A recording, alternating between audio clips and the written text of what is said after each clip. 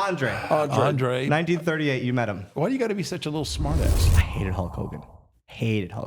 Oh, get in line. Dino Bravo never penguin slid naked across the international? No, absolutely not. I thought you were going to ask if I ever under the ring. What kind of show you think this is?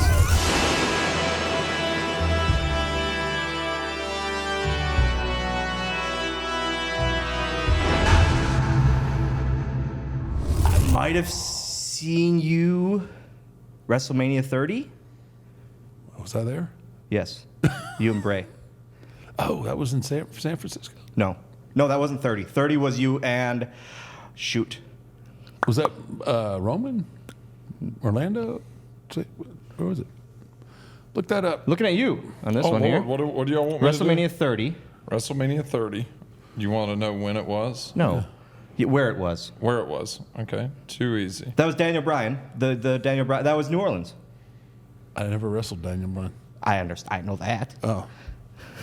Okay, I wrestled Daniel Bryan at WrestleMania 30. I'm just thinking that was the Daniel Bryan year. Oh. Yeah, you can't talk to me like that. Nope, I know. Yeah, WrestleMania 30 is New Orleans. Yep. You were there. Was that wrong? Who did I wrestle with? Yeah. Brock. No. Brock? That's why I don't remember.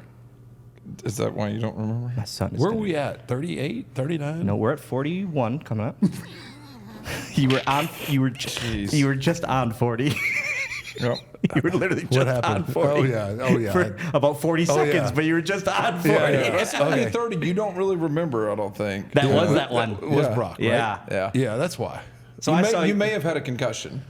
Maybe not. But maybe it could have not. been just trauma. Yeah, maybe it was just you were so upset. Hey, that's my dad that we also can't talk about anymore either. Can't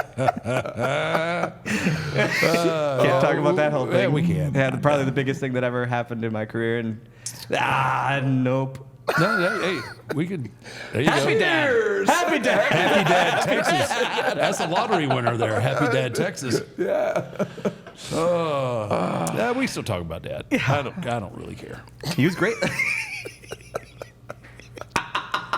I mean, it's what it is, man. I mean, you're so distraught about everything, you're probably just going to forget about talking about it anyway. What? I Talk about love what? this so much. I love this. This makes me so happy. Yeah. This is an open forum here. Yeah. How many other times have you been distraught, do you think? How many times have I been distraught? Yes. To where you don't remember things. No. None that I remember. Let's see. I was thinking, I was like, that's probably the last time we saw each other, and that's 10 years ago. Yeah. It was a rough night at the office for me. I definitally didn't see you that day or that night. You definitely didn't see me that No, night and because I was in the hospital. If we would have, you wouldn't know of knowing. Y'all actually hung out all night long. Yeah, no, I would. Yeah, unless you were in the emergency room with me at 5 a.m. I don't. So you can tell everybody I'm partying with Taker that night. When is the first post that match? What is the first thing you remember? Post that match? Post. Eventually that night, I mean, it was 4 or 5 in the morning. I finally started to remember. I never remembered the match at all. Still to this day? Or I mean, I've watched it now. And now it clicks at times? No. I only remember from what I've watched. My last memory of that day is early in the afternoon. Really? And I had a conversation with Michelle, and I told her what was going on. Okay. And then I have no further memories until the hospital. Whoa. Okay. Yeah. And it's crazy. And what Dr. Maroon had told me, because once I healed and then they started trying to talk me into coming back the next year, he just said, it's kind of like you were a lamp and somebody unplugged you. The power. Okay. Yeah. And because they were shocked, because I went to Pittsburgh and saw Dr. Maroon and another doctor who helped create the impact test. Yep. And I went through, you know how we used to do it on the computer. Yep. So I did that one first. Yep. And they came back in and they go, hey, do you mind doing some written stuff? And I was like, I was like, yeah, let's go ahead. So why did you have that reaction? No, I just felt like they were going to ask me to write. They were like me to write paragraphs or like. Okay. Am I going was it because you were worried about what the results would be? No. Okay. No, I was there to do my due diligence. Because I had to make a decision on whether I was going to get back in the ring or not. So the doctor that helped invent the impact test is, he's giving me this stuff on a piece of paper. And so I do all that, and he kind of looks at me, he gets up. And I'm sitting in Dr. Maroon's office, and finally Dr. Maroon comes back in. He goes, "You just scored higher. you scored higher than 85% of the Pittsburgh Steelers." Good chance he's their doctor too. Mm-hmm. And I was like, "Really?" He goes, "Your test came back, and your test is better than your baseline test that we did in the early 2000s." He goes, "I can't tell you not to get back in the ring." He says, "If it happens again," he goes, "then you might need to make some tough decisions." Do you, looking at that match now, watching that match now, do you wish you could remember it? Does that make sense? Yeah, because of this. Not that I don't care if I remember it. I just wish I hadn't got concussed. Yeah. Because, when I did watch it back, I can't pinpoint when I got the concussion, but I can pinpoint when my body language and everything changed. Like where I I became sluggish, and I wasn't moving the way that I could move, and that's there was a hesitation. Yeah. Because before that, I was calling, I always called the matches. Yep. And I was calling whatever until that happened, and then it was a scramble because Brock was waiting on me to call the match. Did you talk to Brock post? Have what was your reaction kind of thing? Did Brock know that you had a concussion in the match? Yeah. Well, he knew something.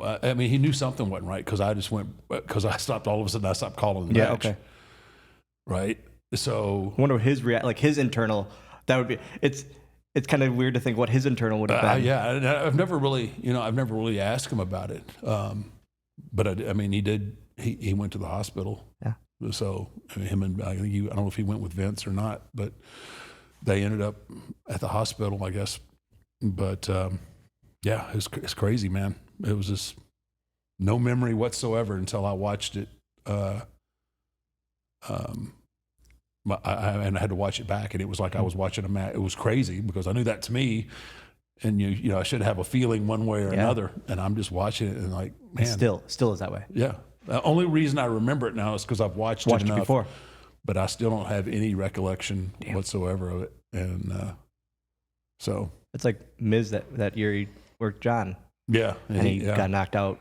It's his WrestleMania moment, you know what I mean? Beating John Cena, and has no recollection or memory of it. Yeah, that's the way it goes sometimes, man. It's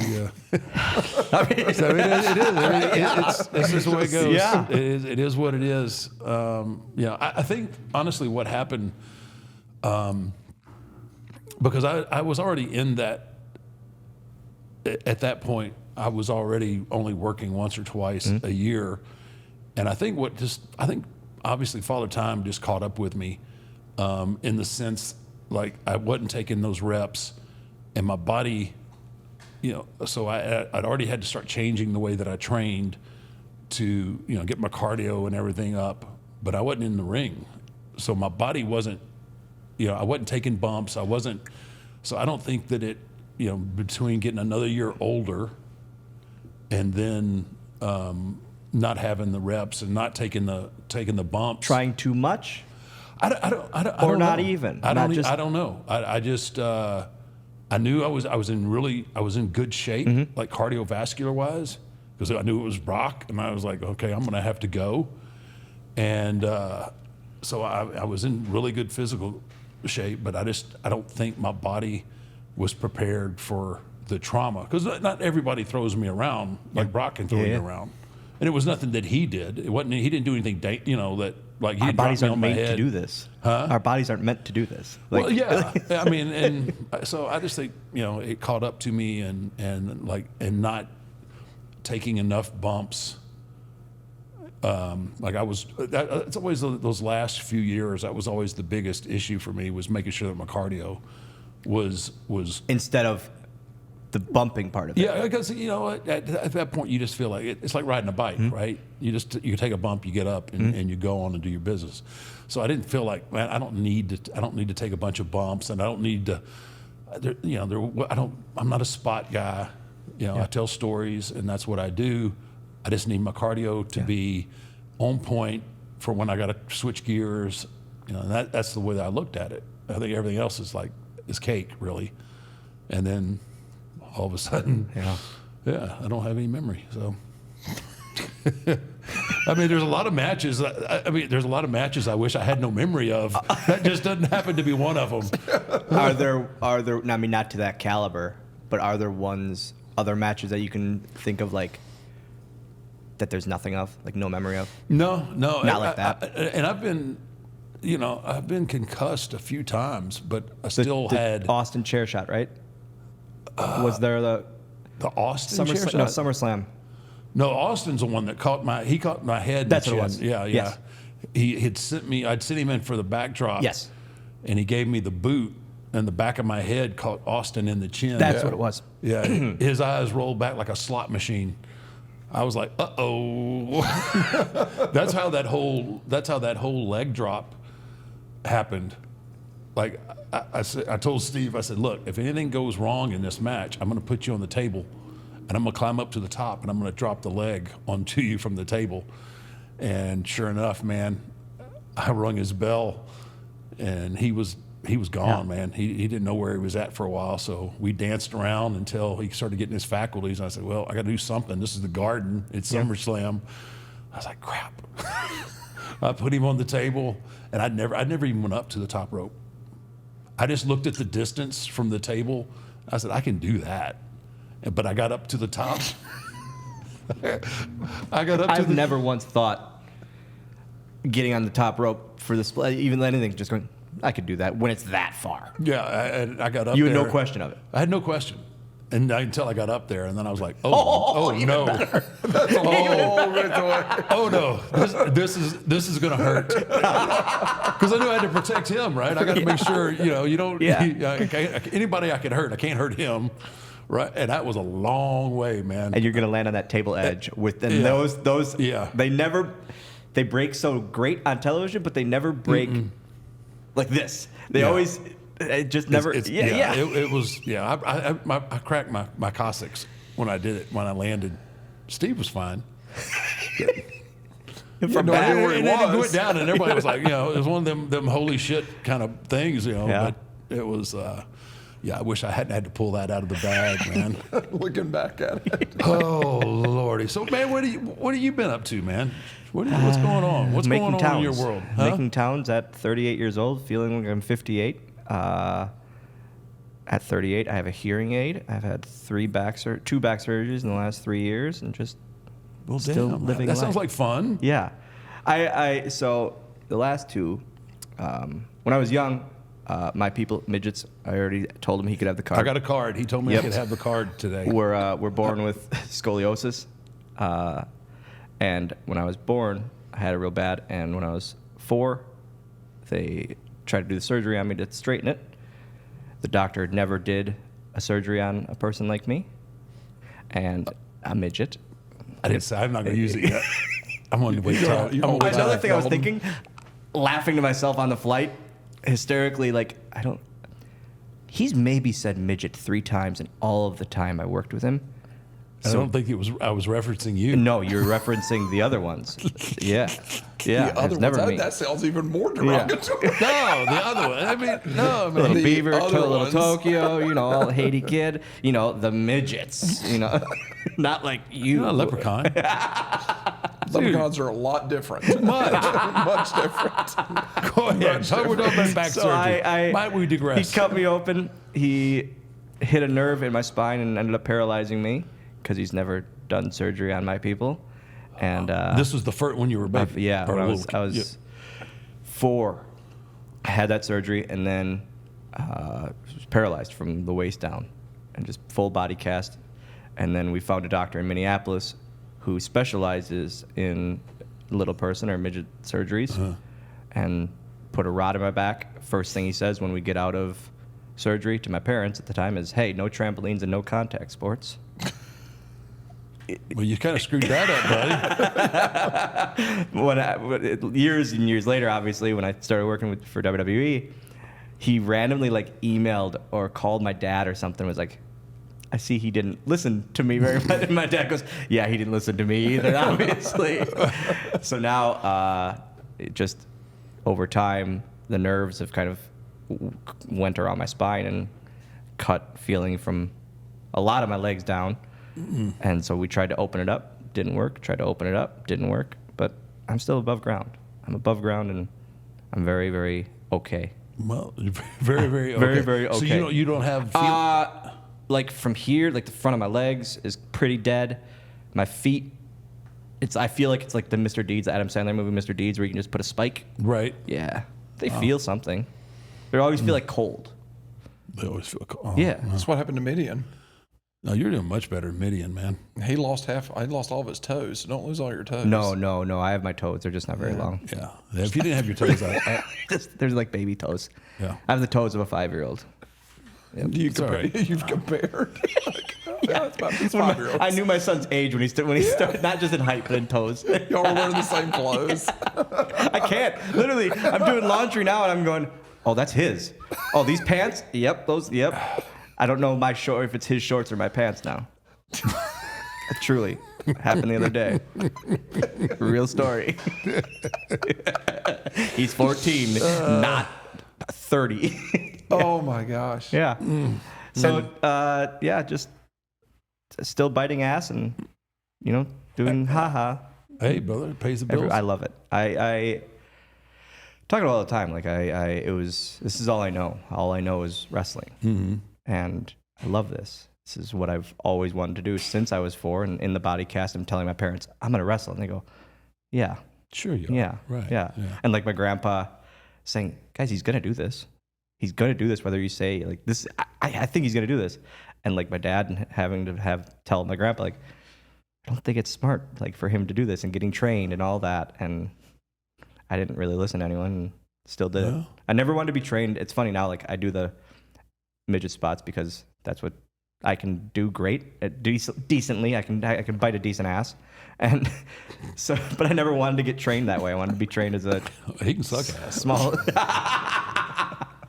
I wanted to be trained as a small wrestler. So now doing it now, it's okay, as you love, I don't have to do all of the moves and flippy doos. God damn. Damn flippy doos, man. Your favorite. That's our word of the day. Yeah. Flippy doos. Flippy doos. When did you get into wrestling? How did you get into wrestling? Ultimate Warrior. He was my hero. Okay. Literally, I hated Hulk Hogan. Oh, get in line. Feelings are mutual in this sense. But I wasn't talking about me. I was just talking about in general. He was just forced. He was so forced down everyone's throats. In the 89 to 90, I was like, man, Warrior was cool. That was my guy. That was my hero growing up. He just looked different. He had the different. He didn't come out. His music, all of that was just the energy. It was a different energy. It was so cool. It was it wasn't just the white meat good guy. It was something different. Yeah. And that was 1990, and that was I remember to this day my grandpa stealing because we rented the WrestleMania 6 so much that he just ended up stealing it. He goes, "No, we're gonna just take this," and it's because he was sick of paying the rental fee, and so he just took it and kept it. So you paid for it. Eventually, probably, yeah. Eventually, yeah. But yeah, that was my intro. Was WrestleMania 6 was the first thing I can really remember in wrestling. And then how did you actually get into? I was backyard wrestling in Wisconsin, and just I hadn't heard that term in a long time. We loved it, man. That's I think about it. My teenage era was the era of backyard wrestling. Yeah, it's indies now. Yeah, the backyard wrestling. We made a ring, mattresses at first, and then we actually built a ring out of wooden, the railroad ties and that. It was in our mind. We had ropes that we could climb. It was great, but then it was time to take it kind of serious. And there was a local company that was ACW out of Green Bay, and Ken Anderson wrestled there, and he ended up starting to train me. So he trained me and did that, and then 2 years later, they were looking for a person like me. I'm not saying it, bro. I'm disciplined. A nice guy. They were looking for a nice guy. A great human. A great human. Like me. That's what they were looking for. Yeah. I'm waiting. He's going to get the one. I'll get my one. Pull it out next time. So one. You know how he is. He likes to tell a story. The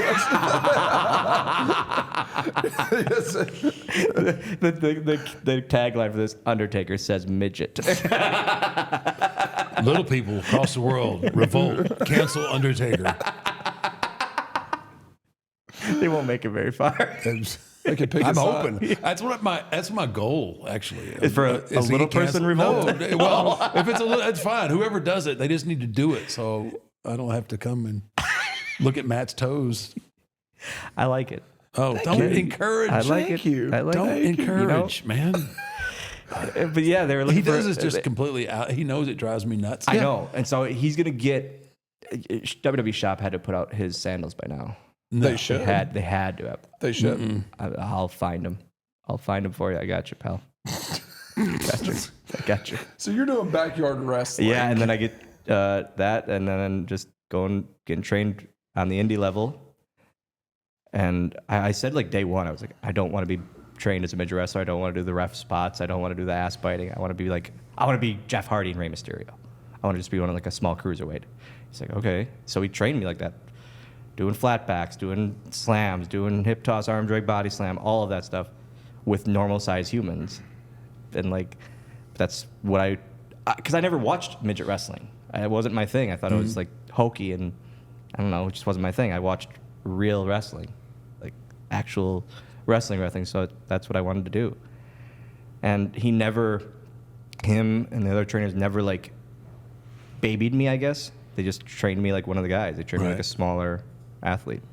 Wow. So it was great, and all props to them. And then, 2 years later, they're looking for a midget for Finlay, and he put the word in for that too. And it was just literally off to the races. Ken did? Yeah. Ken told him like, hey, I got a guy that is a good kid. He is, he's young. He can take bumps, all of that. And called me up, had me do an interview in like a backstage, because they were trying out other midgets at the time. And then they had me there and doing like a backstage interview with Fit in the TV, the brawler room. The brawler room. Yeah, the brawler room. It's where we used to do pre-tapes and stuff. Yeah. Mark. Yes, sir. Our great sponsor here, Artisan Grange. We've talked about them for a while now. These guys got a little CBD pouch, 5 milligrams, great flavors. Which flavor is this? This is the wintergreen. So if you're trying to come off dip or anything like that, you're gonna have to cut. These are brand new cans. Artisan Grange help you out. Ooh, look at you with your knife. I've seen you sitting over there with that today. I thought I might need it. Artisan Grange is a company started when a group of former tobacco dippers wanted a dip alternative that actually tasted like tobacco. So they decided to make one on one condition. It supports American farmers. No matter what your taste, hemp dip satisfies without tobacco, nicotine, or fake fillers. Each pouch contains 5 milligrams of full spectrum CBD from the hemp. The community of hemp dippers who have switched from tobacco and other alternatives is a proud group of dippers who have pride in dipping as a simple pleasure again. One you can do because you want to, not because you have to, and supporting the American tradition of farm quality. So, thank you, Artisan Grange, for sending us some of this product. You gotten in there yet? I can't get in. What is? Man. You can tell you're from the West Coast over here in Texas. The West Coast. The Southwest Coast. It smells good. It smells like a wintergreen. Did you get one?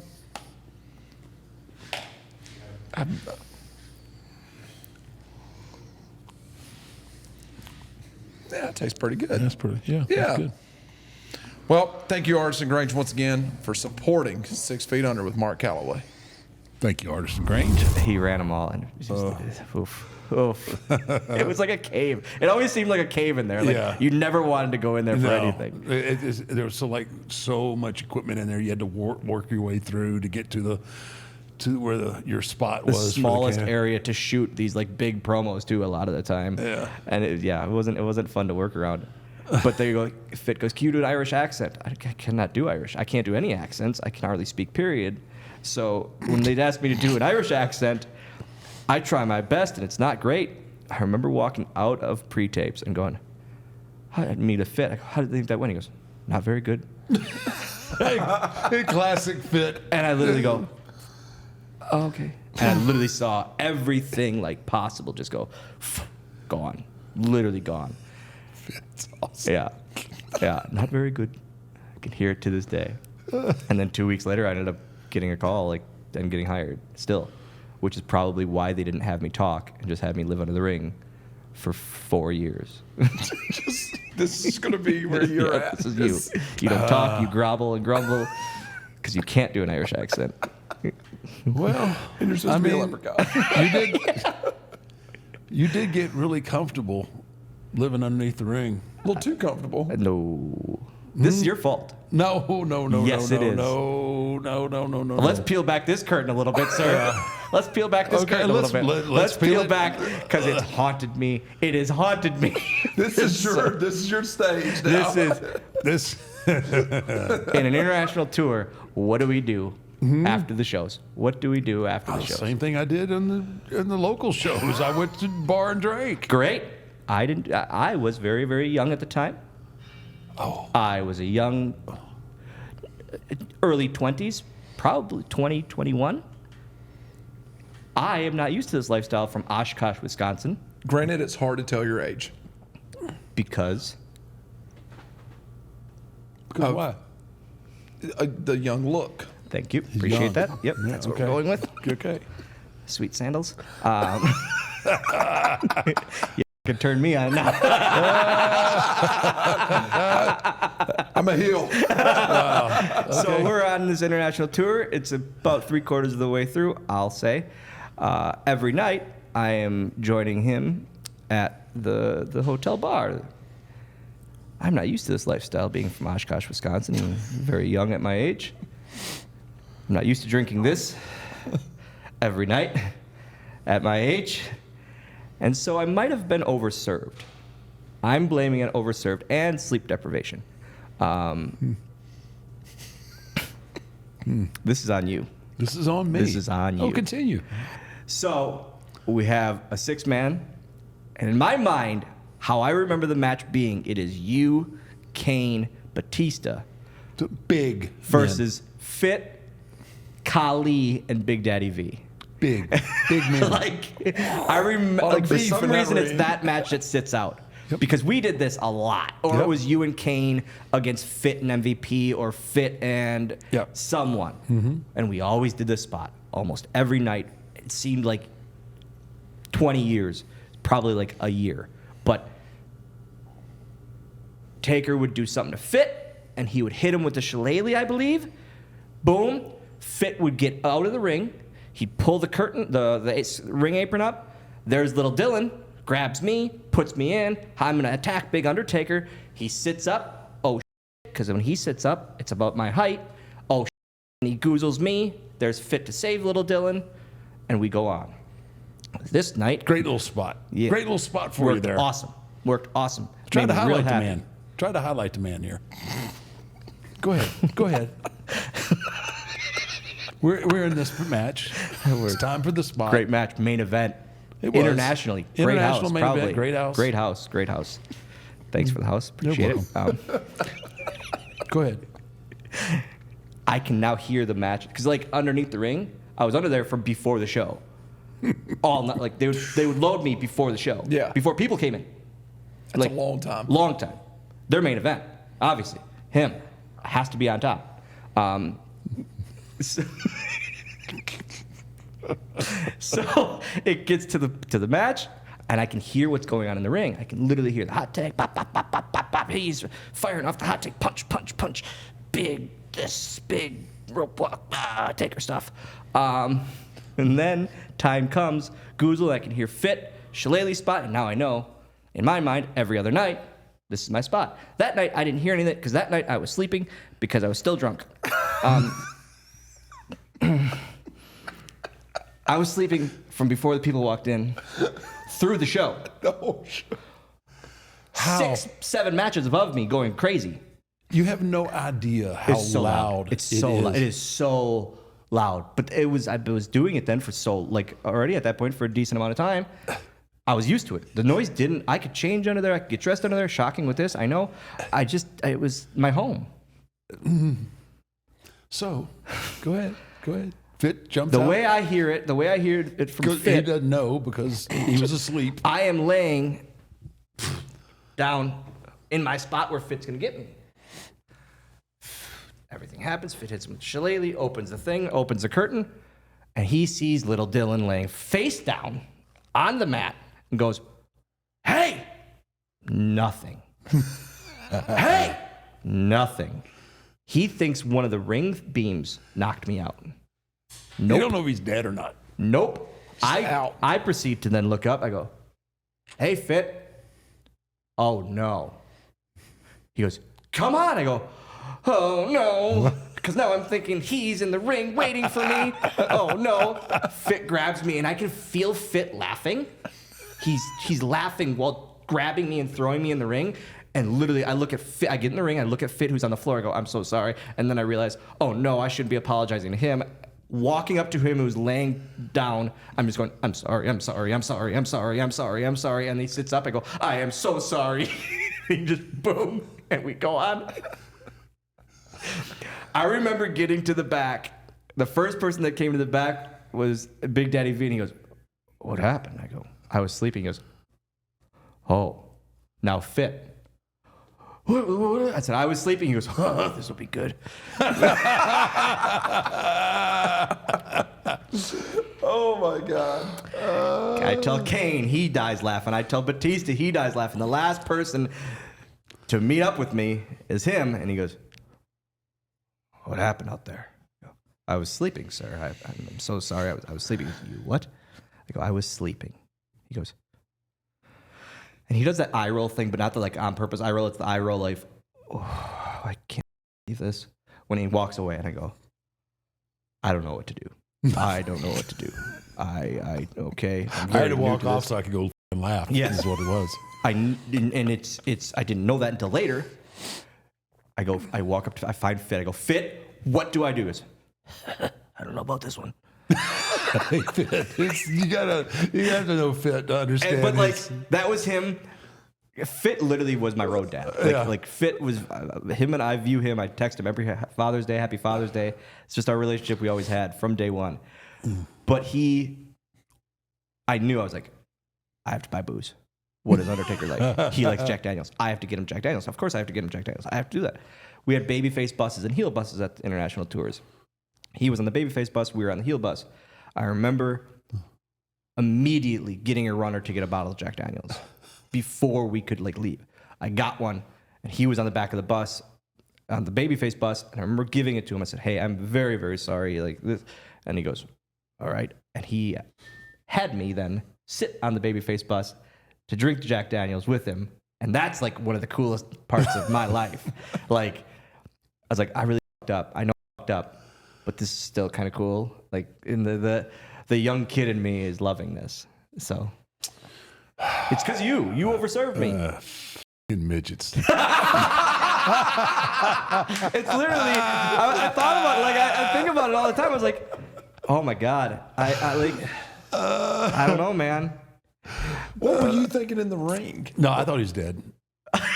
How long had it been? This is 30, 40. It's uncomfortable. I mean, but I'm laying there I've been hit with a shillelagh, but you know how long things take for it to happen. Yeah. And I'm like, what in the hell's going on? I'm laying there and I'm trying to look, and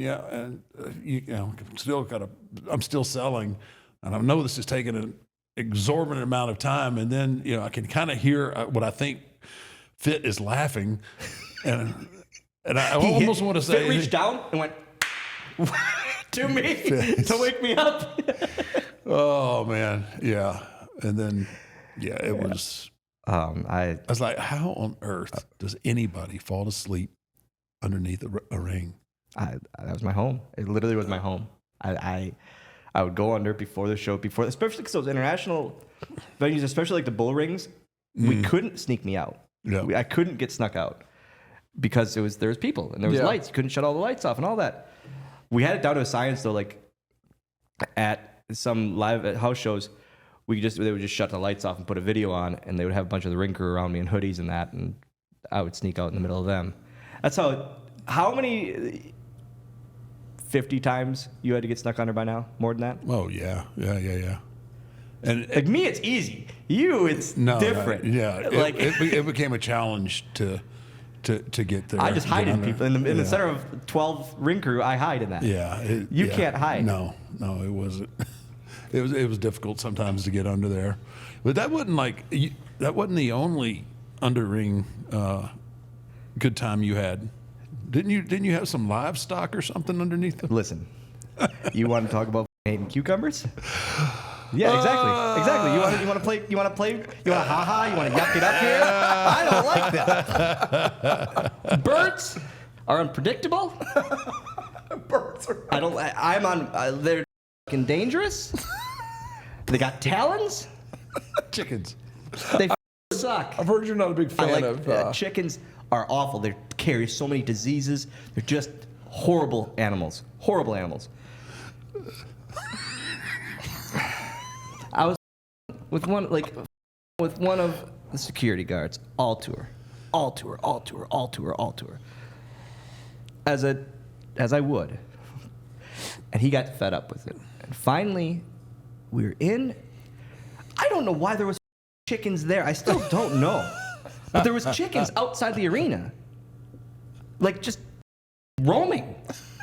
I'm under the ring, and in the ring above me is Drew McIntyre and Chris Masters. I'm changing because my match isn't probably till like 3 or 4 more. So I'm changing, and I remember I'm shirtless. I have my gear pants on, but I'm half naked. And suddenly I see like the ring skirt move up, and I go, what the? That's weird. Maybe someone threw something on her. Oh, they did, and it was a live chicken. I don't like birds. I don't in the middle of a match. Crowd. He was just saying how loud it is above me, and now you're putting a live animal underneath the ring. So now I know. This is great. So mean. You are so mean. Now this thing is going crazy. There's a kendo stick right here, and I just grabbed the kendo stick, and I say to them, because now I see like camera flashes. They're videoing and taking photos of me under the ring with said chicken, being so scared. And I said to him, I said, guys, I'm not supposed to come out, but I'm going to. I don't care about the show. I said, I don't care about the show. I'm not getting attacked by this chicken. It's not happening. I value my life too much. And I'm swinging at this rooster. It would go out and they'd kick it back under the ring. Now they're pissing it off more. Drew McIntyre gets on the mic in the middle of the match. I think there's a chicken under the ring. Sure as it gets kicked out again and gets pushed back under. It seemed like 30 minutes that I was running from this chicken. It was probably a minute. I was so scared. I hate birds. I hate them. It's not fun. It's not fun. Your cucumber, you could stomp on a cucumber, it's dead. A chicken can talon me. A cucumber ain't taloning you. No. Yeah, exactly. You ever seen a cucumber? No, you don't. Cockfighting. Cucumbers ain't cockfighting. No, they're not. But I'm just, why are you mad at me about it? I don't understand why you're so mad at me. I didn't have anything to do with it. You brought it up, and it makes me angry at you for bringing it up. He could have brought it up, and I would have sandals, and they've been mad at him. You don't need to bring this up. He wasn't there. I was just. We're all pals. We shouldn't bring this stuff up. Colleagues. I know, but it's just, it's good. It's good stuff. It's not good. Hey, you lived. You're here to tell the story, man. Barely, but yeah. I mean, it's a great story to tell. I mean, how many people can say that they were attacked by a chicken underneath the wrestling ring? Just you. I love that you're putting it over like it's this special it's huge, occasion. Man. Yeah. That was money. The streak and the guy that got attacked under the ring by a chicken. Two things that we're just going to go down in history for. Yeah, they're talked about. I mean, I'd much rather talk about this than the streak. I hate it so much. I was petrified. Petrified. Yeah, it was good stuff. It's not. No. I love it. Mark, when it comes to Thanksgiving, there's only two things that I love on Thanksgiving Day: the food, food, of course, and football. The two F's of Thanksgiving, right? Absolutely. And as you know, I love to consume both in mass quantities. Yes.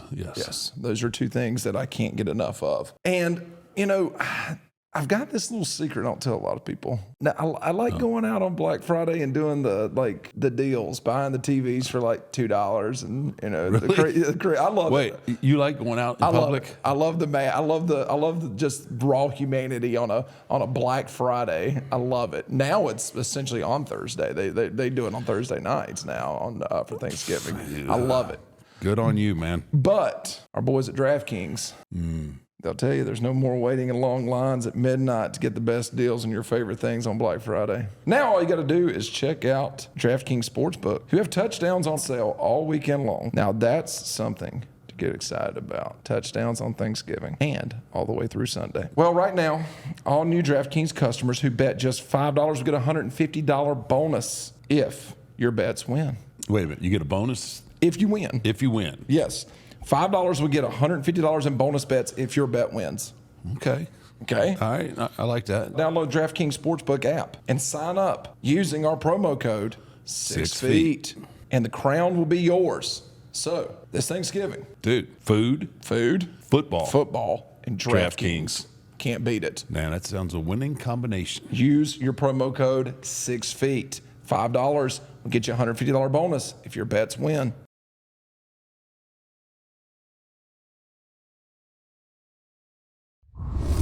But it was one of those things that I was going to bring it up later. I don't care.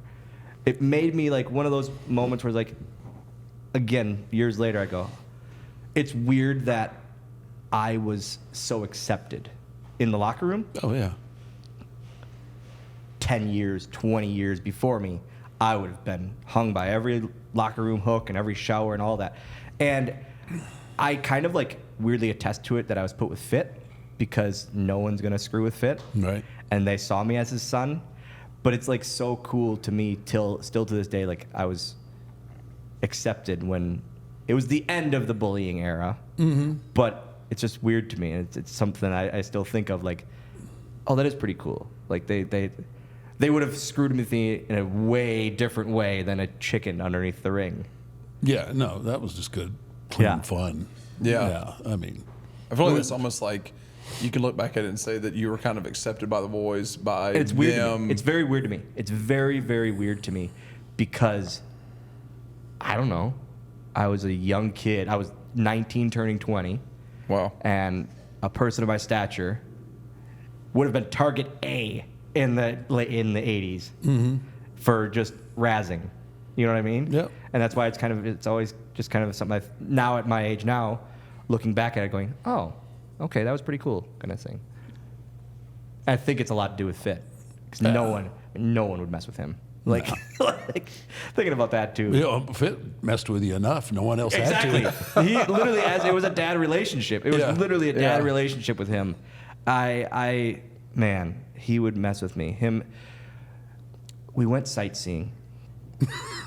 I don't even know the story, and it's already funny. I hate dogs too. I don't like dogs. Dogs have looked me in the eye for my whole life. Small dogs, big dogs, they've always looked me in the eye. And you know what the dogs want to do, especially to a child, is jump on them.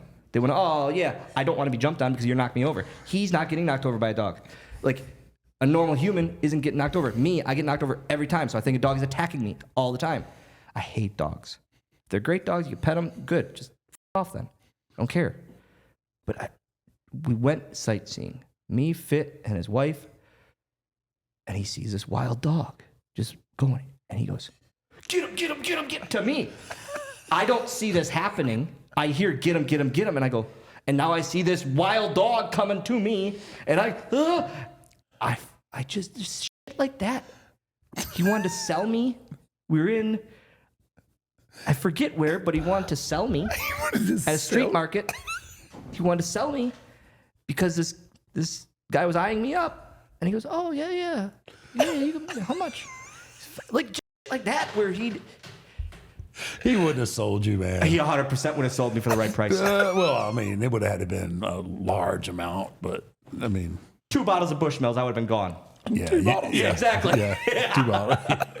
Exactly. He's trying to sell you at a street market. It was just things like that where he would just do these things to razz, like, because he just to, and there was no one around. But he would have killed for you though. I would imagine, 100%. yeah. 100%. And I feel that people knew that, like, because of the relationship we had. Don't mess with him, or you're gonna have to do it. And he looks. I mean, it sounds like he's a real tough guy too. Oh, I mean, why? Why do you? I mean, he is the one of the toughest around.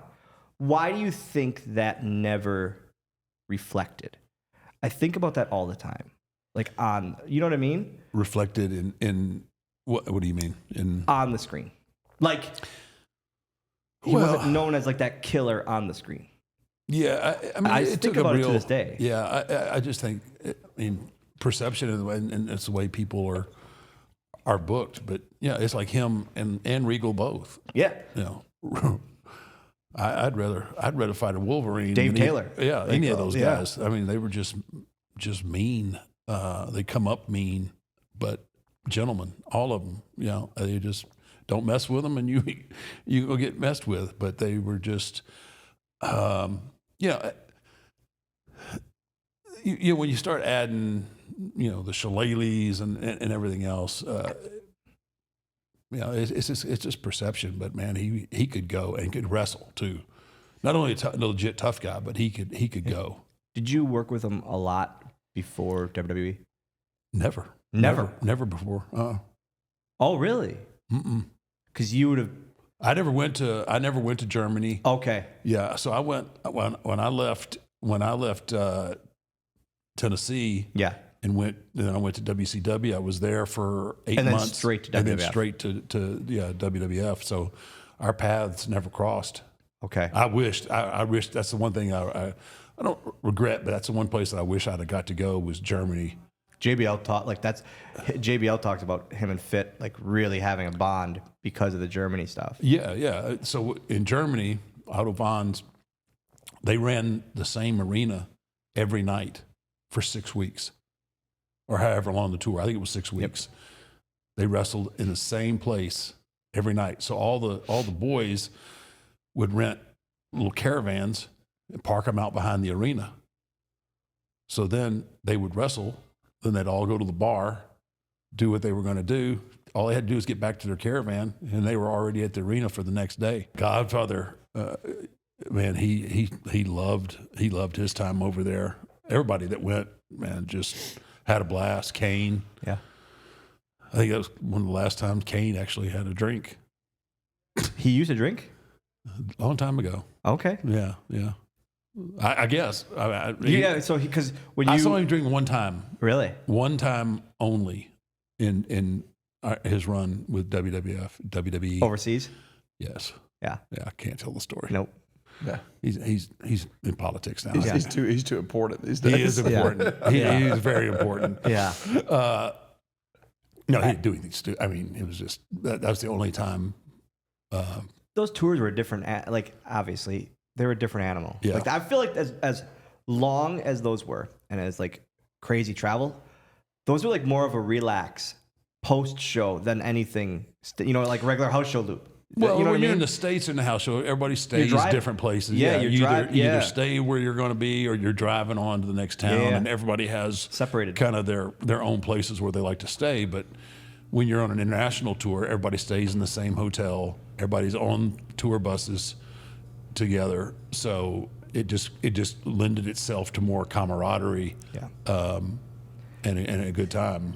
Do you remember Fitz the spoon game? I was going to bring that up just a second ago. Oh my god! Yeah, that's a fun. Have you ever seen anybody play spoons? Oh yeah, spoons are. It's the greatest thing. Oh yeah. If it introduced me to it, and my sister will fight you over spoons. No. He's thinking the card game. No, yeah. Not the card game. You're thinking the card game, aren't you? Card game. Oh, no. Go ahead.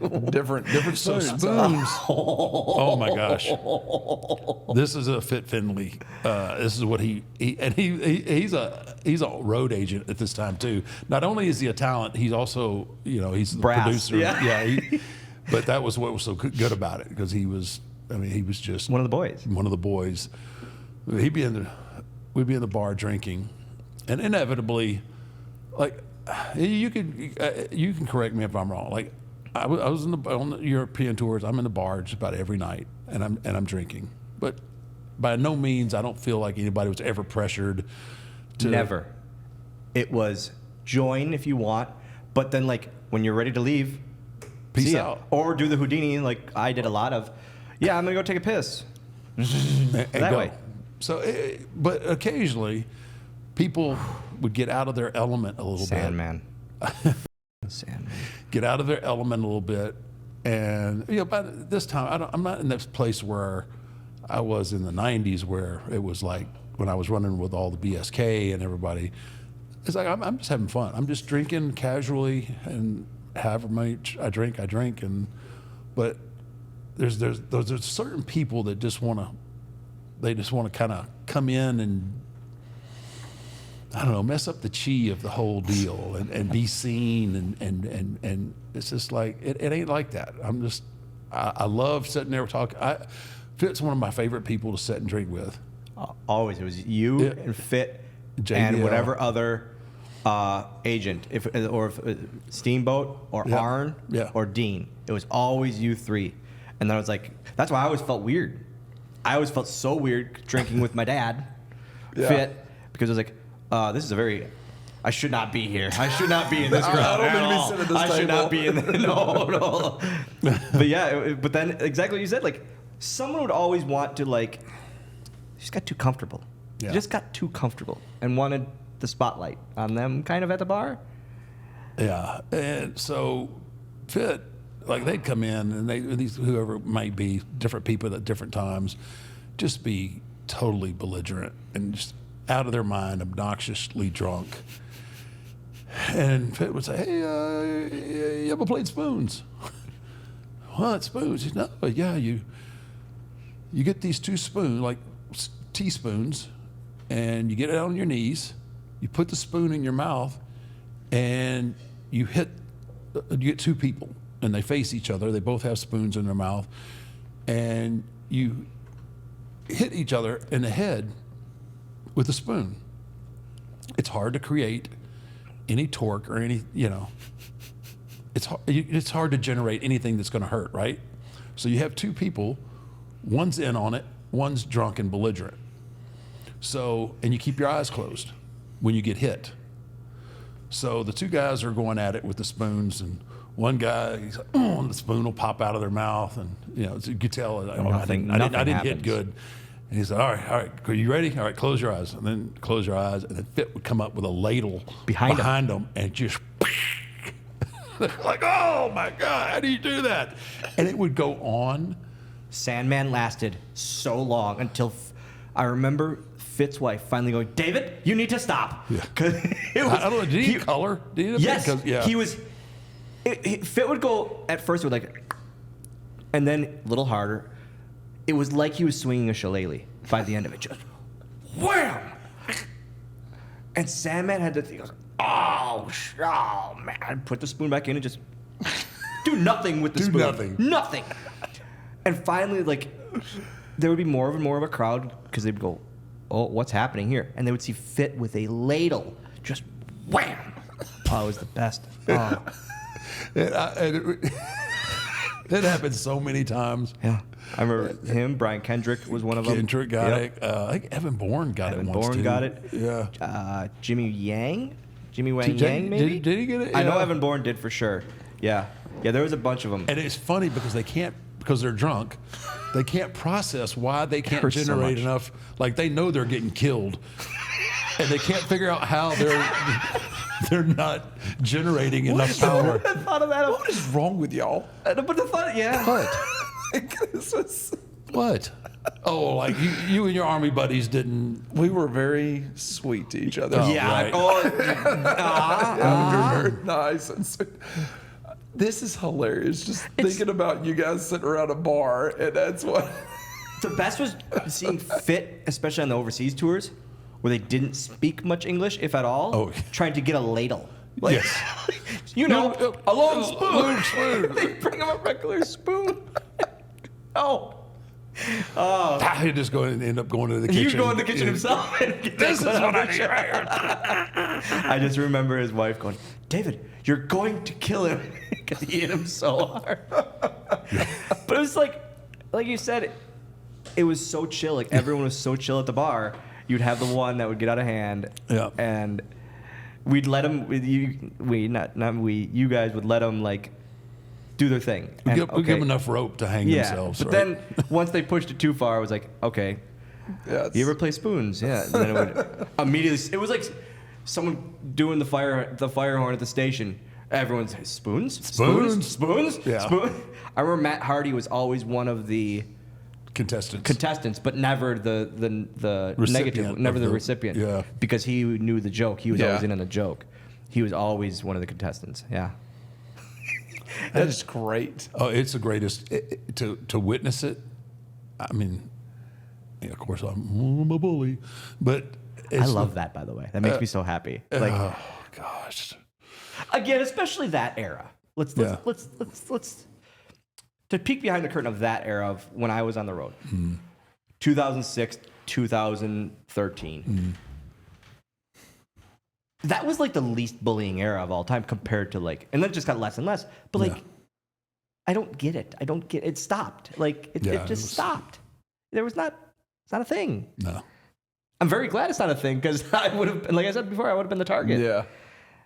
But the guy that got bullied the most in that era was Show. Oh yeah, you and him. You and him. Bradshaw you and Show had the most love-hate relationship that I ever saw. He would get. I got to bring up the cards thing too, because he ever tell you how he would kick me out if he was losing? We'd all be playing cards. We'd all be playing gin or Beal. He's a leprechaun. He's supposed to be good luck. If I was winning, he was fine with it. I would be in the room, literally playing Larry, or he'd be playing Larry, and I'd be playing Chimmel. And he'd start losing. Dylan, get out. Would you start winning after he left? Yes. This doesn't make sense. It does not make sense. But there was a time, a few times, where I wasn't playing in the room, in the trainer's room. Also, I realized Larry loved the trainer's room because that was his hideout to act like he was working. Yeah. All he did was had a place for us to play gin. Yes. Yeah. It was just, I think less taping happened in the trainer's room than in the locker room. Much like less. He would literally go into the locker room and tape guys up and then be like, "Ooh, got to go back to the trainer room and get more tape." Like, yeah, that's what it was. 100%. Taker needs his treatment. Yeah. You know, it takes like 2 hours. Get it out. All right. Whose play is it? There was at least 2 times I remember walking into the trainer room, and as I opened the door, Larry gins him, and he would just, and I would go, I didn't do any. I did nothing. I literally did. But it was, ow. Every time I would get the out. Oh man, that was so like. I never played cards until getting on the road. Obvious. Like, no. It was obvious. Let me tell you. Dude, when I somehow got lucky enough and I beat him a few hands, it made me feel so good, but also so bad. Because I was like, I've just beat the Undertaker. This is the greatest day of my life. At cards, yes. Oh, no, I'm just beat the Undertaker at cards. This is not the greatest day of my life. Because, like there would be because he's a bully. Yeah, I'm a bully. He's a bully. He's going to take it out on you in the ring. Yeah. Looks like I'm changing in the closet again. Don't get away from him if he's got a chair in his hands. Oh, gosh. Don't let him have a chair in his hands around you. I know where he changes that TV. I'm screwed. Bluechew is an online service that delivers the same active ingredients as Viagra, Cialis, and Levitra, but at a fraction of the cost and in a chewable form. The process is simple. Sign up, Dennis, at Bluechew.com. I will try. One of their licensed medical providers, and once you're approved, you'll receive your prescription within days. Yeah, I want to. Bluechew tablets are made in the USA. Nice. You got to throw that radio. Best part, it's done all online. Mm-hmm. No awkward conversations. Like this one. I enjoy the awkward conversations. Like right now. Yeah. It's like you can take anytime, day or night. Yeah. And you know what? 6 Feet Under's got a great special for you. Tell We've got me a about special for our listeners. Try Bluechew free. Ladies and when gentlemen, you use try our promo Bluechew code free. 6 feet at checkout, just pay $5 6 shipping. feet. That's Bluechew.com. Promo code 6 feet to receive your first month free. Visit Bluechew.com for more details and important safety information. And we thank Bluechew for sponsoring this podcast and the Godwins. Just take the Bluechew and let's hit the road. I've had like 4 of them. You know, we talk about it a lot. Is that the stuff that you miss more than anything outside of the wrestling? Just that locker room stuff, that being on the road stuff. So here's a funny thing: is like phones and technology is so good now. I'm the king of FaceTime, especially when I've been overserved. I love just randomly FaceTiming. It happens. Kofi Kingston will get a random FaceTime at 1 a.m. and he of course declines it and usually sends a screen cap and goes, "Had a fun night last night?" "Oh yeah, I had a good one." That's how you know I had a good one. But like with that technology, like I can catch up with anyone. Yeah. That's what's so good. And like nowadays is I can not see someone for years, but then just FaceTime them, it's like we're together and hanging out. So but yeah, it's like I miss international tours the most. I don't miss house shows. I don't miss house shows at all. I miss international tours. Yeah. Whereas those were like I said, they're fun. They're just like fun. If you wanted to sightsee, you could sightsee. If you wanted to do nothing, you could do nothing. Like it was just international tours were the best. As long as they just like I loved the post-Mania one and the November one because it was the one where you do TV right in the middle in England every time. Yeah. And that was like, it was almost like a weird break. Like that was your break and you knew you were halfway through. Yeah. Yeah. Those were good. Those would be like, 2 weeks, 17 days. They were long, man. And, it'd be a lot of fun. Was the garden always, I don't know this just made me think was the garden always on that Christmas loop? Because like for as long as you can remember? Most of the time, yeah. Because they knew it was a ticket sale? Yeah, the Garden and then Allstate in Chicago. Either one of those two. Those were the guaranteed near sellouts if they weren't sold out always. So I always heard because it was always like, here's the Christmas. It was Christmas presents essentially. Pretty much. Yeah, it was. So here are the tickets. That's why tickets were so good. A lot of times we'd have to go. We'd go to work on Christmas Day. Really? Yeah. For years. Huh. Yeah, you get home Christmas Eve, or you get home 2 days before Christmas Eve. Get to spend Christmas Eve and go leave Christmas Day to go to the Garden, or to Allstate Arena or wherever. Were you with your kids? Did you ever miss any of them being born? No. I was there. I was there for all my kids. Yeah. Because you just give time off? Yeah, no, I knew when. Yeah, the time. My first gunner, like he waited till the very end. Like I had taken because that was kind of a twofold thing. I knew that he was going to be born, and then second of all, I was really beat up. Okay. So it was kind of doing double duty. I was just trying to heal up, and then obviously I wanted to be home for his birth, and I think he was born and I only had like a week and a half home before I had to go back to work. So, that was okay too. Let's be honest. Until 6 months to a year, the dads don't. No, the dads do nothing. No, that's pretty easy. Yeah. That's when they start getting older. That's when. Yeah, you got to be there. Throwing a football and chasing a football and chasing them. Which I wasn't. I don't do. Anyway, I can't chase. Dude, you're gonna have hit me in the hands here, okay? Because I ain't running after nothing. There's been many times. When I was small. Yeah. God, you just can't throw it to me? And then I realized he's 4. Like, maybe you can. Come on. Yeah. What's wrong with you? He was bullying me at the age of 8. You go to your room. Sir, go to your room. Okay, yes, my son, I will. Sure, I guess so. Have you talked to Tommy lately? Dreamer? Yeah. Are we bringing up Tommy Ball? I was just thinking. You've never played spoons. Have you ever played Tommy Ball? Tommy Ball? Yep. This I had nothing to do with. Yes, you did. No, I did not. Yes, you did. I did not. You probably tried to bully your way out of that one, too. Wow. I'm starting to get a complex here. Tommy Dreamer, The internet's going to be a blaze. My second wrestling He was dad. so upset about it that he doesn't remember it. That's what happens. That's exactly right. Oh, he should be. Yeah, in all reality. I don't even... It was Kane and Edge that started it. Kane and Edge? I feel like it was them two that started it. I thought Tommy started No, it. 100%. But them two were the original players of it. Oh, okay. I got you. Tommy Dreamer would sit in the locker room.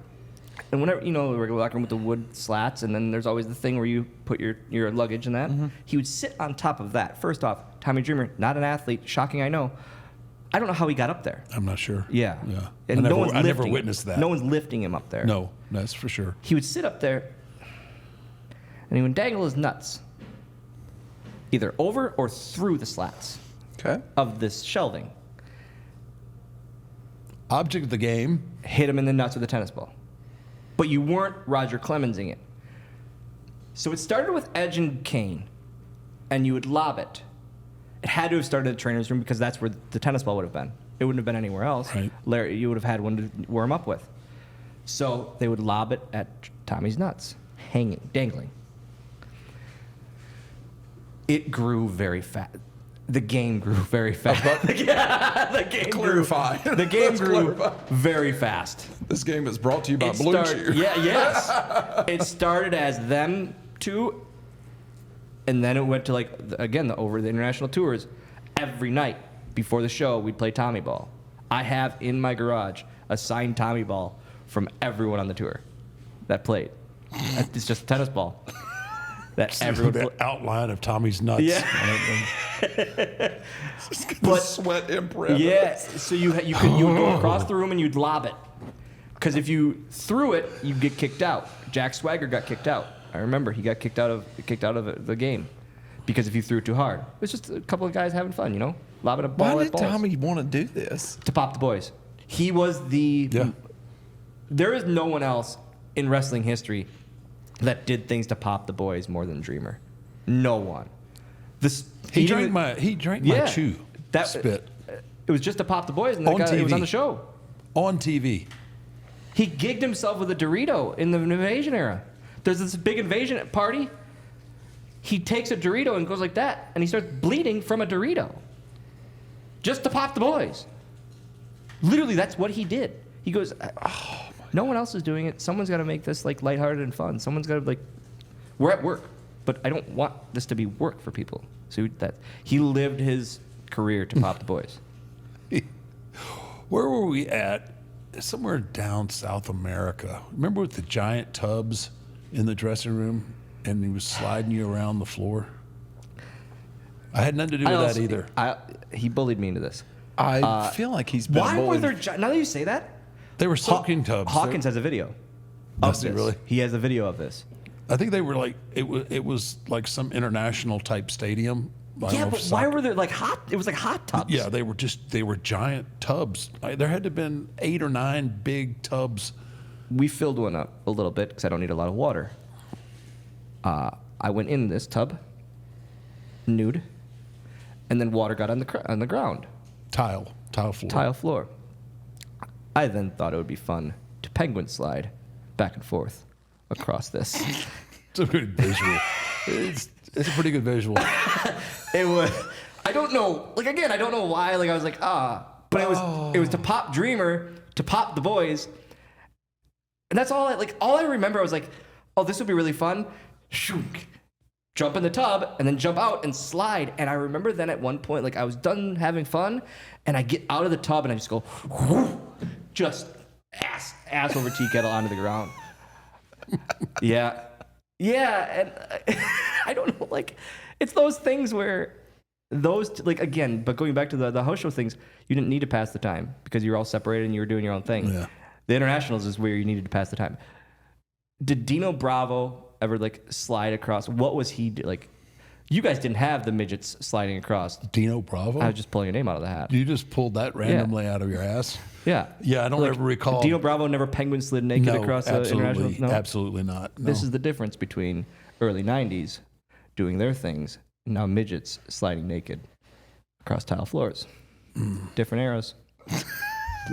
Different eras. Hey, it's that stuff, extracurriculars and video games. That's the difference. Different eras, you know? Wow. You know, I guess I shouldn't about video games and stuff like that. Shouldn't anymore, huh? I'm starting to look back. Yeah. I'm thinking about when I started. Exactly. That's what I wanted to get out of this. Like, hey, maybe video games aren't the worst thing. Yeah, I guess. I'm having a moment right now. Thank you. See, we're teaching lessons here. We're teaching lessons on 6 Feet Under. Teaching lessons. We're teaching lessons. Yep. Teaching lessons. Wow. This has been great. I have a question for you. Here's something I often talk about and bring up is pinch me moments. It's a very random thing, I know. You've met a ton of people and interacted with a ton of people inside wrestling and outside wrestling. Was there one inside wrestling first that was a pinch me moment? Andre. That was the one? Well, throughout all the years? Or that was just your first, you feel? I think that's the one that really stands out because I met Andre as a child. Okay. Maybe 12, 10, 11, 12. 1930s? 1930s? Thank you. Appreciate it. Don't. Hey, come on. Thank you. Sandals. Both of you. I can be a bully. Tell them, Dylan. We know. I can be a bully. The internet knows. They all talk about it. He forgot about that, too. Yeah, he forgot about it. Screw the internet. I give zero about the internet. Anyway. That's why I don't keep metal chairs around here. Yeah. Wow. Mark, I got to start doing better, bud. Yeah. Yeah. I got to start doing better. I got to start exercising. I got to start eating better. I just got to start making some changes in my life. I keep saying this. How long are we going to talk about it? It's been almost a year, but I got to do something different. Yeah. Yeah, but I'm gonna this holiday season, I'm gonna do better. You're gonna do better in the holiday season. I'm gonna do better during the holidays. You're gonna pick the holidays to do better. It seems like a good time. Okay, hey, this bro, time, hey. it's better than ever. It's better than ever. All right. And Magic Spoon's gonna help me. I'm gonna just eat Magic Spoon from sun up to sundown. Huh? I think that's what's gonna do it. Our friends over there, they've got great product. You keep it in your house. You don't let your kids eat it. No. You're just eating it by yourself. No, I hide it. No, I hide it because they would eat it, and they can get away with eating regular cereal. But and everybody knows about the cereal, but not everybody knows about the treats here, man.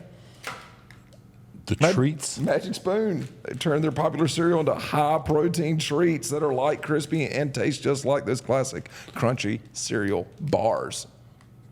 See, I'd have to have those because actually my kids don't like milk. Well, one of my kids doesn't like milk. Yeah. So she'd eat that up quick. Oh, yeah. So it's just Magic Spoon's brand new treats are delicious and have already become the favorite for an after gym snack, pre-workout, all of those. Yeah.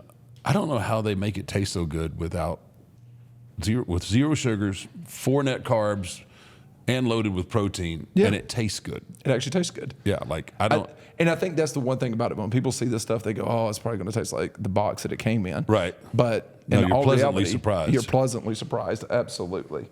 How do they do that?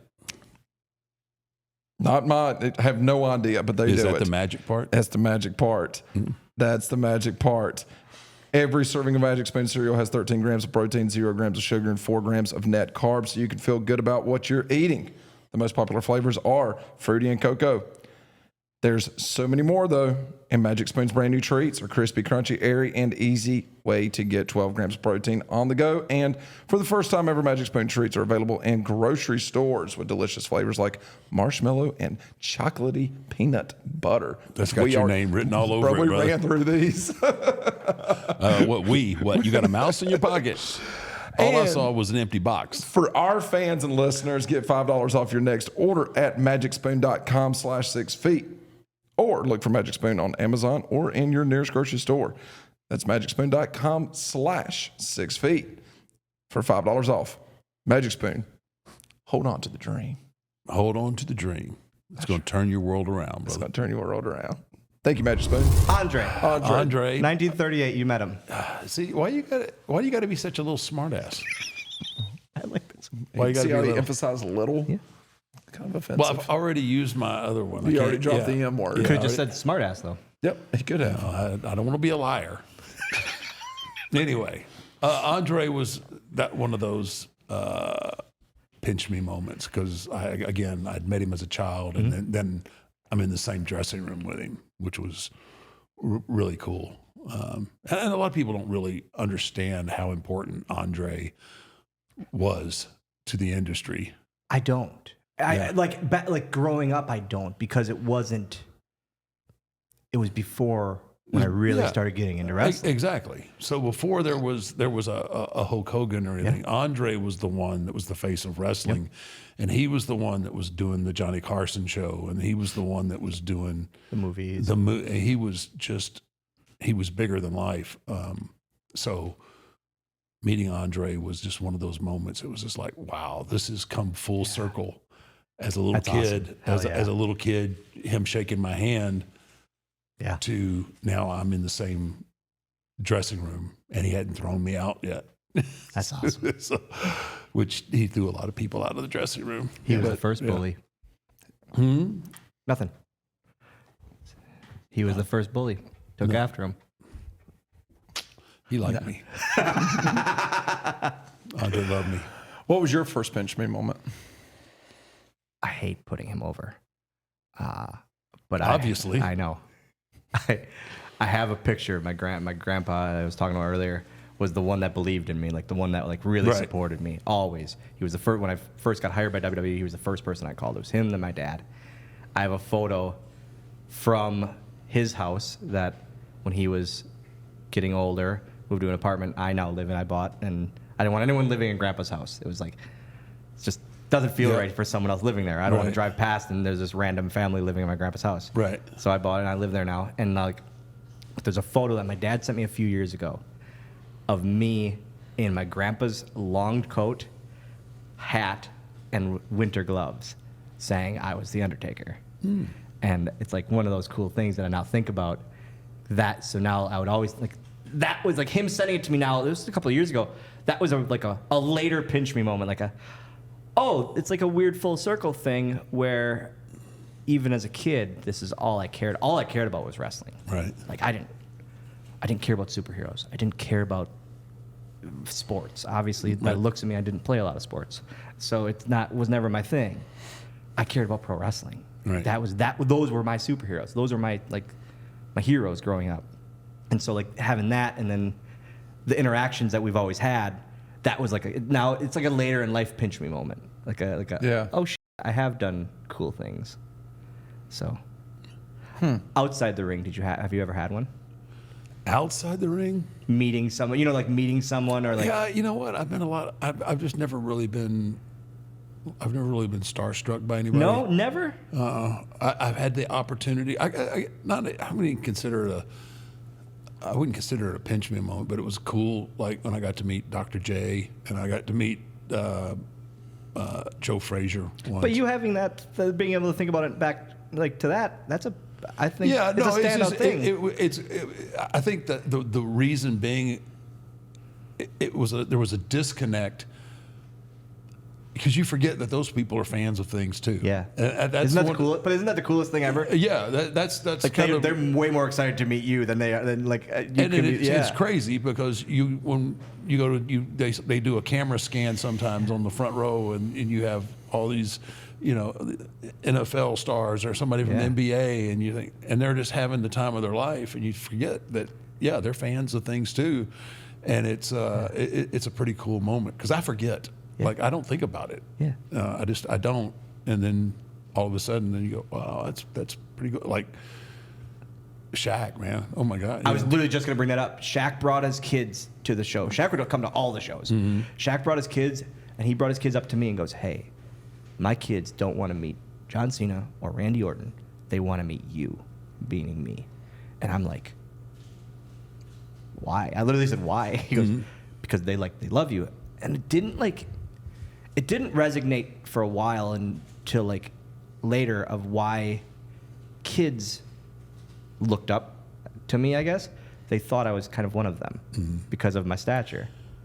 And I never understood that. Well, it's crazy. It's crazy. If you hadn't have been so mean to me today, I was going to tell you about my daughter. Like, she is infatuated. She's 12. She's infatuated with you. That's as far as I'm going to tell them.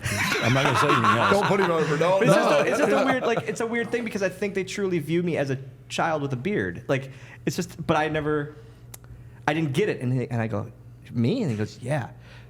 They didn't care to get pictures with any of them. They wanted to meet you today. I was like, oh, that's really, really cool. Like, but exactly what you said. They're as excited to meet. Yeah. This is Shaq, who I looked up to, obviously. Thank you. Appreciate it. But anyway. That was my Michael Jordan. Yeah. He was my Michael Jordan. Right. Because I was like, Michael Jordan's, it's all hype. Shaq is the new cool guy. That's how I viewed Michael Jordan wasn't all hype, though. No. That's how I viewed sports. That shows how little I knew about sports, by the way. That's exactly shows I was only cared about wrestling. Well, we got some questions from the fans. You want to answer a couple of them? Yeah. Awesome. Well, we're going to end this on YouTube then. So I just want to say Yes. It is full. Hey, put that one back. I got one for you to go take with you. But we're not doing one on the... No, that's so gimmicky. Really. Good. That means that we get to do it after. So I want to say thank you to DraftKings for helping us keep the lights on. Happy Dad. First Phorm, Bluechew, steroids for your wiener. Your wiener will not rest in peace. You will not rest in peace with Bluechew. Magic Spoon, thank you for all of our sponsors for keeping us going. And if you're a part of our Patreon channel, go over to Patreon to get the Q&A here with Hornswoggle. Do not go sign up now. What do you have before you go? What is it you want to say? We've lost him. The Undertaker. Dude, a podcast, first off, is the best because it's 2024. I know you hate it, but I love it. But also, you being just like sponsored by Bluechew makes me smile and laugh every time. Hey, brother. I love it. I love it. I still got to set up and bring